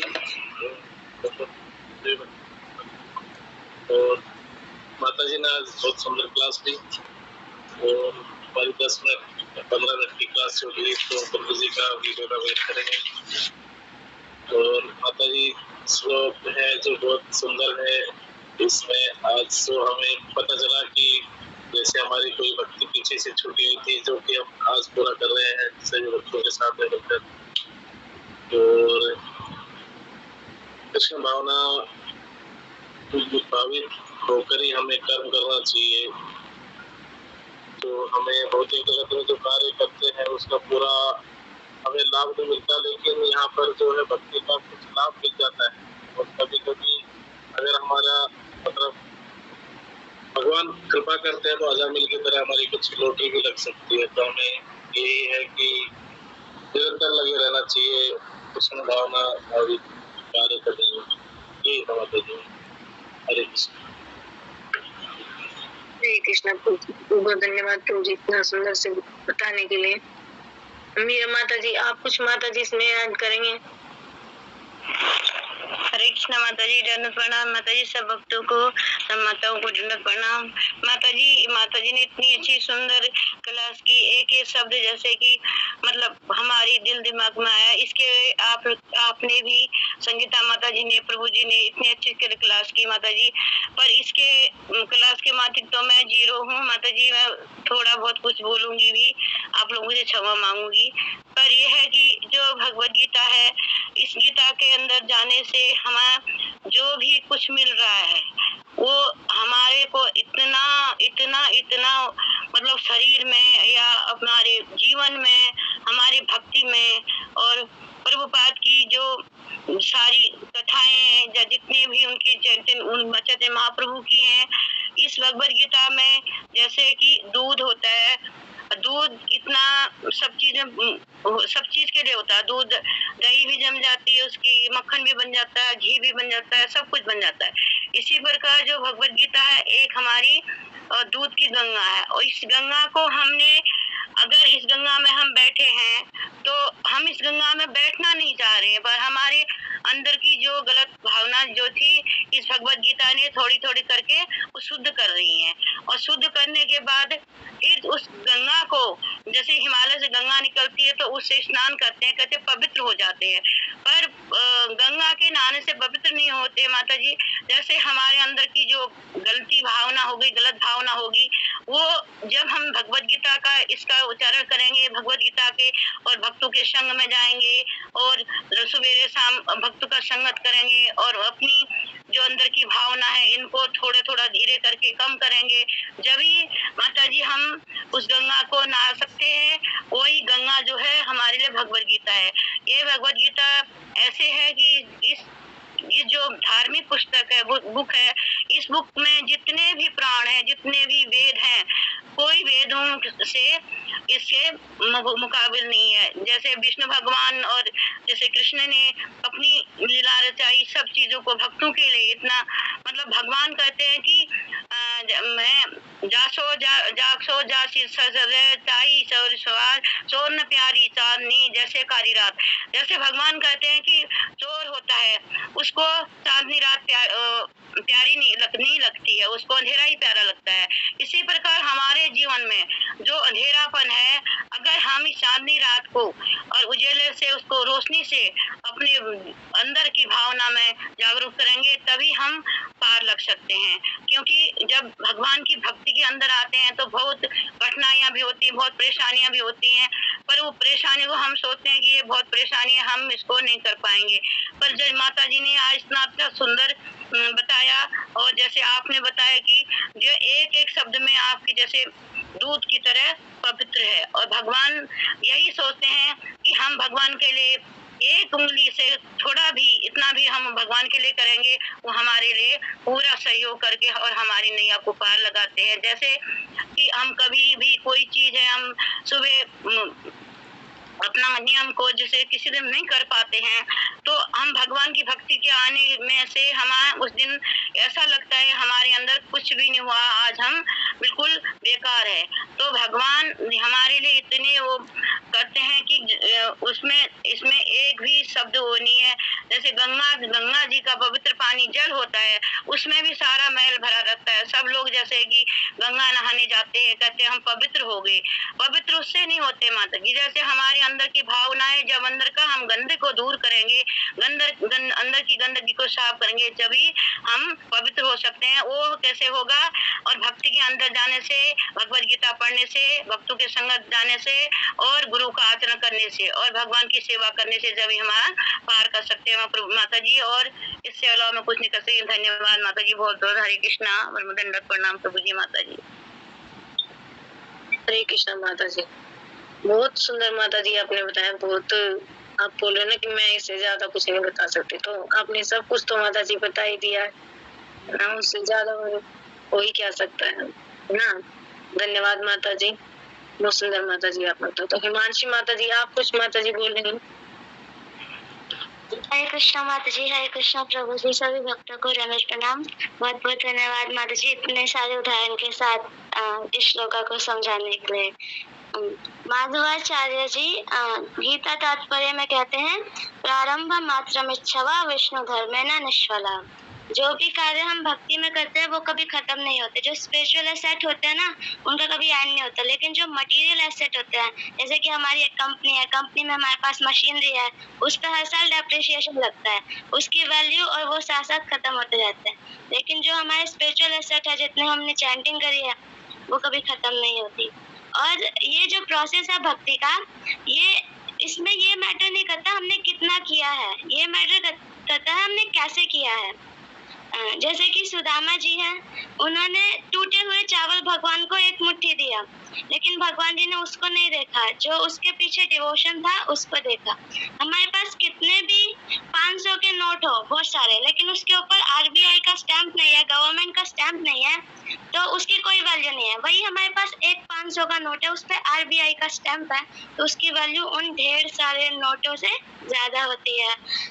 इसी प्रकार जो भी हम छोटे छोटे कार्य करते हैं उस पर अगर भक्ति का स्टैंप लगा हो ना तो उसकी वैल्यू वो सारे कामों से ऊपर है जो हमने बिना भक्ति के की है।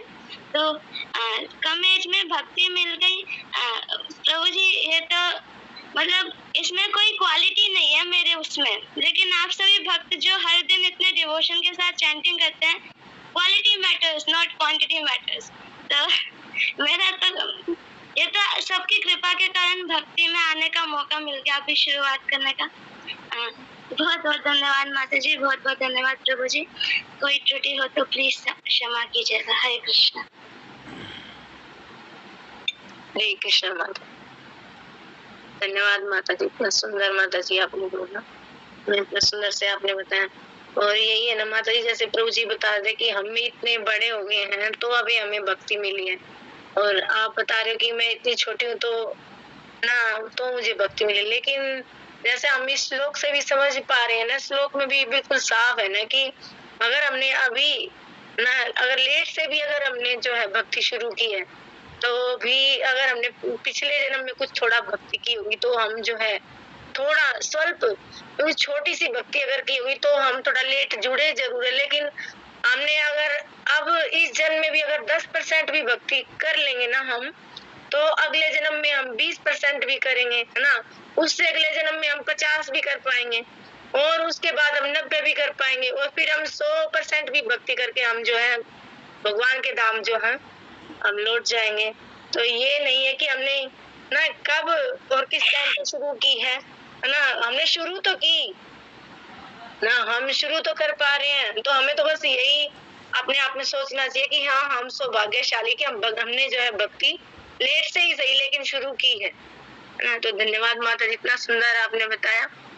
और आज जो है हमारे ग्रुप में एक और माता जी है, रेखा माता जी, हम उनसे जो है आग्रह करेंगे कि माता जी क्या आप माता जी कुछ बोलेंगे इसमें?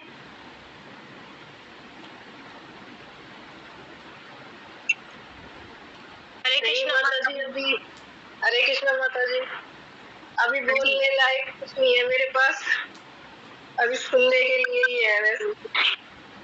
माता जी आप एक बार ना अपना ना वीडियो ऑन कर सकते हो माता जी।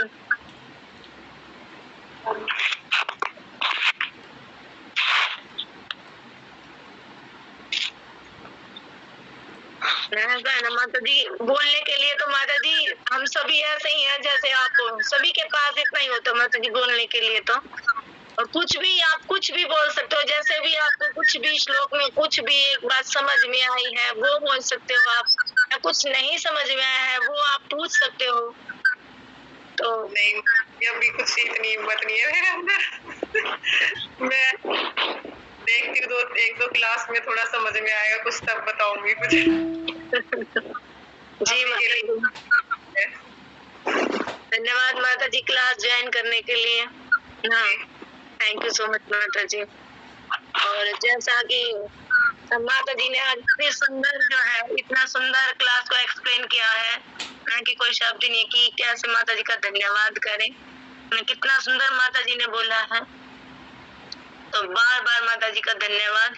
और जो प्रभु जी ने आज जो मैसेज डाला कि कल सुबह जो है 5:30 बजे ये जो है क्लास होगी, तो मैं सभी भक्तों से यही आग्रह करती हूँ कि जो है सुबह 5:30 बजे जो है सही टाइम पे जो है कक्षा को ज्वाइन कीजिएगा। और हरे कृष्ण माता जी। माता जी संडे से है ना? संडे से है ना, वो तो ओनली संडे को ही कर सकेंगे माता जी, बाकी तो दिन तो स्कूल होता है बच्चों का। अच्छा माता जी, वो प्रभु जी फिर प्रभु जी आप कुछ बताइए फिर प्रभु जी इसमें कैसे करना होगा प्रभु जी। हरे कृष्णा माता जी, अभी उसमें हम सभी रेगुलर संडे को स्टार्ट करेंगे जो हम अभी इस समय कर रहे हैं, और हम संडे को जैसे नाइट में ना करके संडे को मतलब संडे से रेगुलर करेंगे।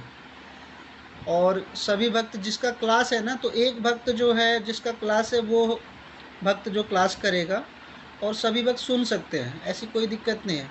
हमारा उद्देश्य क्या है कि उसको हम कहीं ना कहीं मंगला आरती तक ले जाने का उद्देश्य है, इसलिए हम लोग कहीं ना कहीं लेजी हो रहे हैं। इस समय भी मतलब वीडियो ऑफ रहता है ना, ऑन नहीं होता है भक्तों का, तो शायद सुबह का जो सतोगुण है तो शायद उस समय हम लोग ऑन कर पाए। और जिसको थोड़ा बहुत समस्या है तो वो अपना समस्या को मतलब करिए, लेकिन काम मतलब हाथों से करिए, लेकिन कानों से उसको सुनिए, है ना। तो जिस दिन जिस भक्त की क्लास होगी तो वो भक्त क्लास करेगा और सभी भक्त सुन सकते हैं।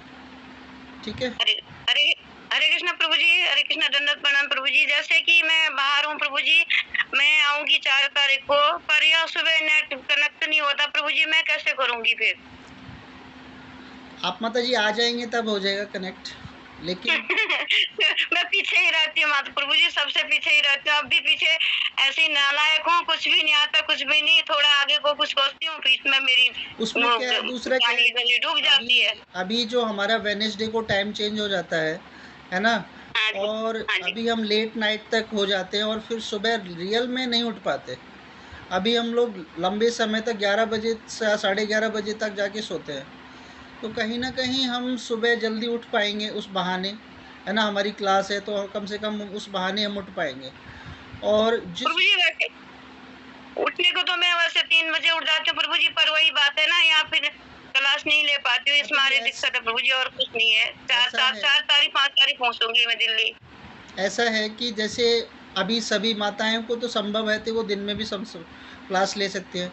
हमारा क्या है कि हम एक तो 9 बजे या 8 बजे के 8:30 बजे तक आते हैं, उसके बाद है ना हम लोगों को ऑफिस भी होता है, दिन प्रति काम भी होते हैं, तो पूरा दिन तो ये बिजी शेड्यूल रहता ही है। तो कहीं ना कहीं हम सुबह थोड़ा जल्दी अपनी साधना को भी कर सकें, जल्दी उठ सकें। अगर असुविधा होगी तो फिर से हम इसको रीबैक कर देंगे। अगर जी प्रभु जी ऐसे सुबह हो जाए तो प्रभु जी अपने को भी बाहर जाने के लिए थोड़े मतलब वो ऐसा रहता है कि मेरा कार्य हो गया करके, नहीं हो पाएगा तो फिर वो दिन में वही बात रहती। प्रभु जी ये बात तो आपकी अच्छी है, बहुत अच्छी है प्रभु जी, पर यही है मेरे, यही है मैं कैसे करूँगी, ये मेरी परेशानी है। अभी 1 हफ्ता और है मेरा ऐसे यहाँ। हरे कृष्णा प्रभु जी, मैं एक सजेशन दूंगी, अगर आप 5:30 से न करके 5 से 6 करें तो पॉसिबल हो जाएगा। हाँ जी मतलब जी 5 बजे से स्टार्ट करेंगे। अभी हम 5:30 इसलिए रखा है क्योंकि उसको थोड़ा और बैक ही लगाएंगे। 1 हफ्ते बाद 5, फिर उसके बाद हम थोड़ा और बैक ले जाएंगे, तो ये थोड़ा तरीका रहेगा इसको। हरे कृष्ण प्रभु जी, मैं थोड़ा कुछ बोलना चाहूंगी, क्योंकि सुबह का टाइम जो होता है ना वो जपा का रहता है, साधना जपा है ना, फिर जपा जो है वो दिन में पूरा नहीं हो पाता।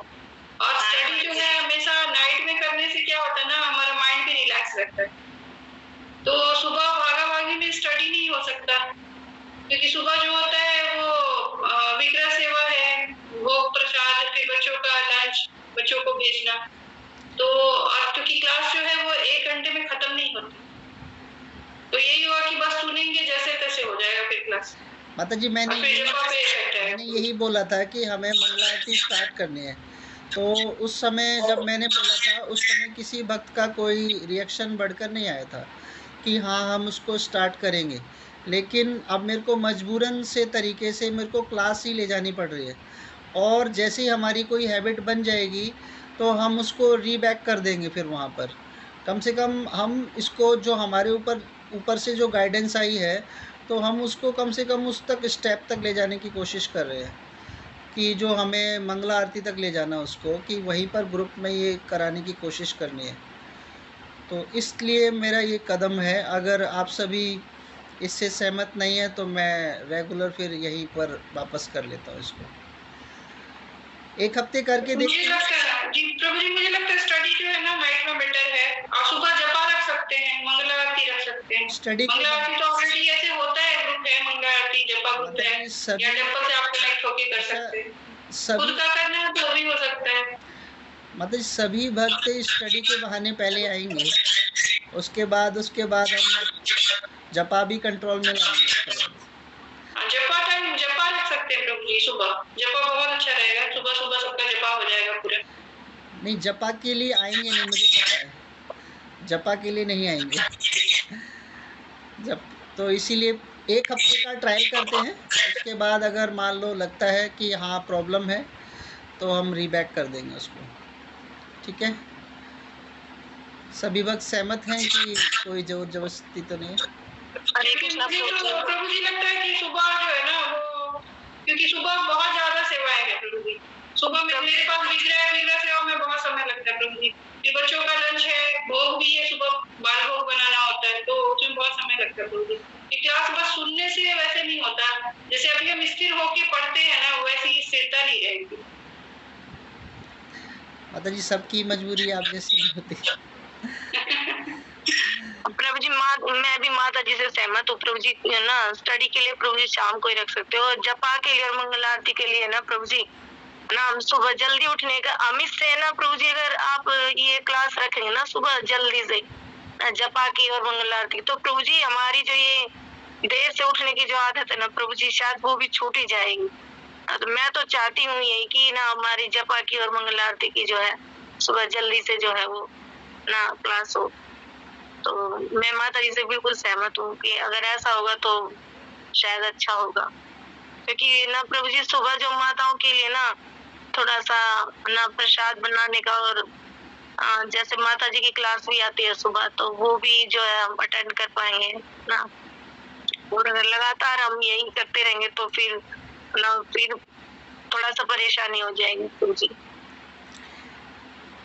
ठीक है, तो सभी भक्त अपना पोलिंग कर सकते हैं। आज कल मैं पोलिंग खोलूँगा, तो आप उसमें पोलिंग में जो बहुमत आएगा उसके अकॉर्डिंग चलेंगे। ठीक है, कल की क्लास तो इसी समय ही होगी, मतलब दिन में 12 बजे हो जाएगी, लेकिन अगर पोलिंग में बहुमत ऐसा आता है तो फिर हम मॉर्निंग में करेंगे। ठीक है, या फिर इवनिंग में। प्रभु जी जपा की क्लास तो आप जरूर रखिएगा, और मंगल आरती की प्रभु जी उसमें ना हम से ना कर पाएंगे, और ये जो हमारा है ना प्रभु जी अभी संडे को कंटिन्यू सुबह का रख दीजिए, क्लासेस सुबह हो सकती है संडे को, लेकिन वो फिर स्कूल वाले डे में बहुत प्रॉब्लम है प्रभु जी। फिर वो भगवान में वो विग्रह सेवा हो नहीं पाएगी, फिर विग्रह है मेरे पास, उसमें बहुत समय लगता है प्रभु जी। अच्छा प्रभु जी, कृष्णा प्रभु जी, आप कितने बजे ऑफिस जाते हैं?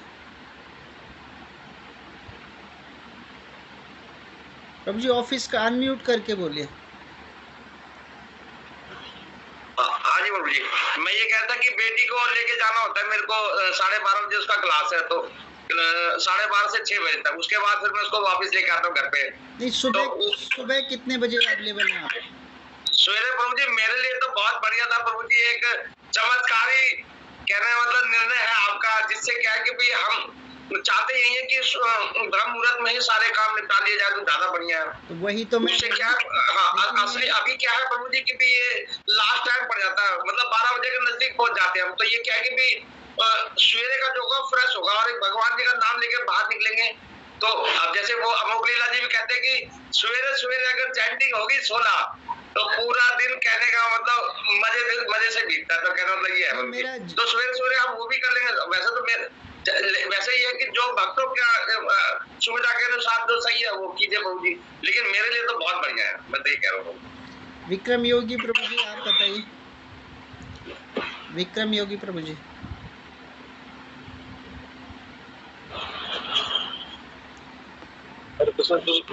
हाँ जी प्रभु जी, आपके लिए क्या कहना है इसमें, मॉर्निंग क्लास के लिए? प्रभु जी मेरे लिए तो ठीक है, बस माताओं के लिए प्रॉब्लम आएगी, क्योंकि सभी का काम रहता है। बाकी मेरे लिए भी है कि सुबह मेरा जपा हो जाता है पूरा, और अगर क्लास होगी तो उसमें थोड़ा सा जपा में टाइम नहीं हो पाएगा फिर, क्योंकि और सुबह फिर वॉकिंग भी होती है और एक्सरसाइज भी करना जरूरी होता है। प्रभु जी आप कितने बजे ऑफिस जाते हैं ये बताइए? 9:30 बजे, 9:25 पर। ओके प्रभु जी, ठीक है। ठीक है, तो अभी देखिए है ना, इसको थोड़ा हम लोग जपा का टाइम कब तक है आप सभी भक्तों का ये बताइए? 5:30 बजे तक।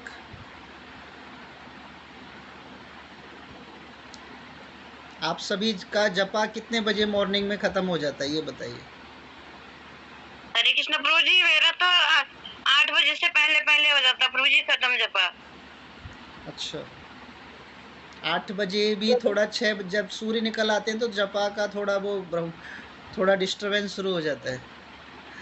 हाँ प्रभु जी, वैसे पहले ही हो जाता है, पर जब भी कभी लेट हो जाती हूँ ना 8 बजे तो पूरा हो ही जाता है मेरा। तो क्लास को अगर हम करते भी, क्योंकि माता जी भी का भी क्लास रहता है, आदि लीला माता जी का भी क्लास रहता है 7 बजे से, तो अगर हम 7 बजे तो नहीं कर सकते क्योंकि माता जी का भी क्लास होता है और सभी भक्त उस क्लास को भी सुनते हैं।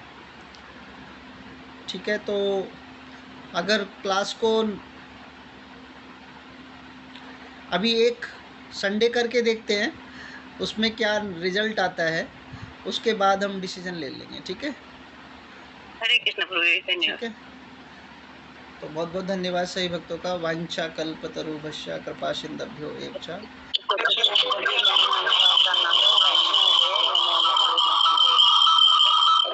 हरे कृष्णा कृष्णा कृष्णा हरे हरे, हरे राम राम राम हरे हरे।